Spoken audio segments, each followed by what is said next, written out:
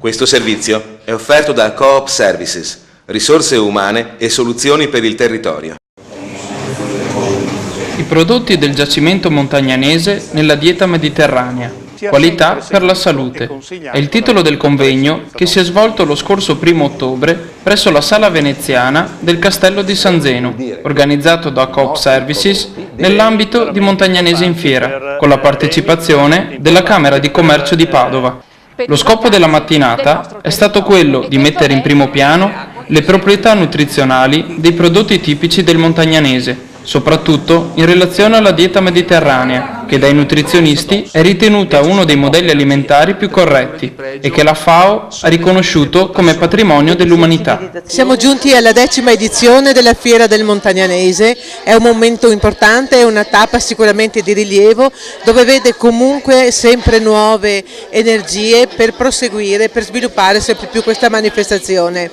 È un momento assolutamente di aggregazione, di opportunità per scambi culturali, per scambi di opinioni, oltre che di promozione per quello che è il nostro territorio, considerato gli oltre già 50.000 visitatori che abbiamo avuto a Montagnana già nell'edizione passata. La nostra fiera è nata come fiera agricola e l'abbiamo un po' estesa anche con l'aiuto delle altre categorie e abbiamo dato la possibilità agli artigiani di presentare la loro attività sempre consona a quello che è il mondo agricolo. E credo che l'importanza di questo convegno è dato anche dal fatto che si è aperto alla partecipazione di tanti studenti, di tanti ragazzi di questa zona, ai quali offrire attraverso una riflessione su queste tematiche una possibilità concreta di realizzazione per se stessi, per le loro famiglie e soprattutto per quest'area.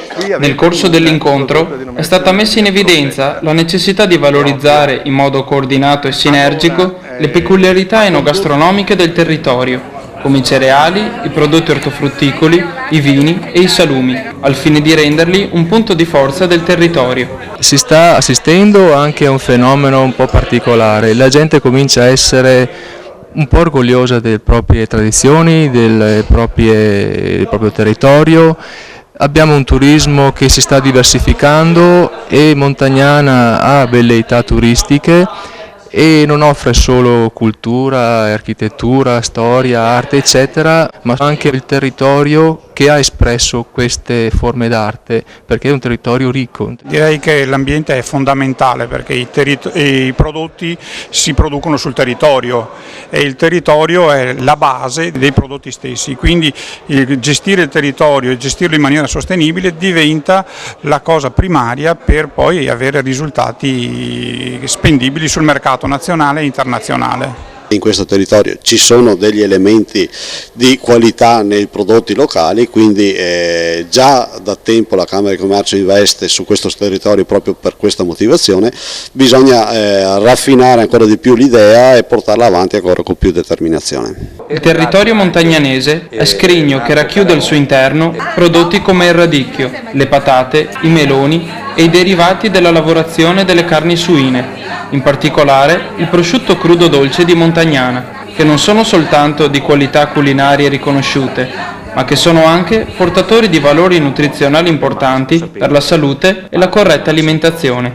Pianura a tavola è una rubrica che si vede sulla nostra web TV Pianura News e tratta di cucina, perché i nostri prodotti devono trovare una identità e la trasformazione dei prodotti del nostro territorio va illustrata, va spiegata. Oggi presenteremo un piatto che valorizza 2 prodotti tipici della nostra zona, le patate, considerate un piatto povero che però trattato in una certa maniera può dare delle grandi soddisfazioni, poi l'abbiamo unito al radicchio. Il radicchio è una delle produzioni ultimamente più diffuse nella nostra zona e può essere trattato sia cotto che crudo, è sempre buono, però abbinato alle patate questa volta abbiamo fatto un tortino di patate molto semplice che però valorizza quelle che sono le caratteristiche di questi 2 ortaggi. I prodotti essenziali sono i prodotti del cortile, oggi come oggi, che si possono usare come piatti di una volta. La pasta si fa in casa, non è che si compra la pasta, costruiamo tutto in casa, noi compriamo le materie prime e le manipoliamo solo noi. Viene tutto fuori dalle nostre mani. Ai piatti proposti dagli chef intervenuti sono stati abbinati i vini della cantina sociale di Merlara, appartenente al gruppo Collis. Il vino rimane sulle tavole per tutto l'anno e accompagna tutti i prodotti che si susseguono, e sono tantissimi in questo comprensorio, dalla primavera fino a adesso che arriva il periodo invernale con il radicchio.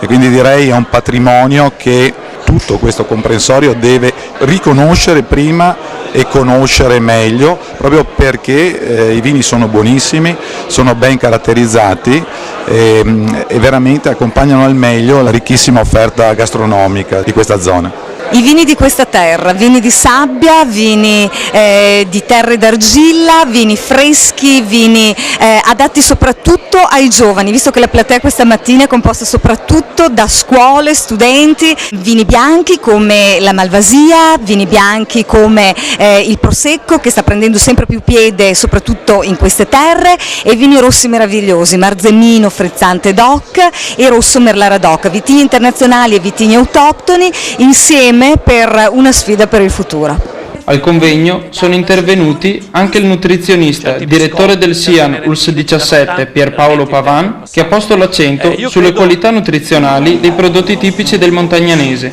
l'agronomo Silvio Pino, che ha parlato della cerealicoltura nella zona, e il dirigente della direzione promozione turistica integrata Renato Francescon.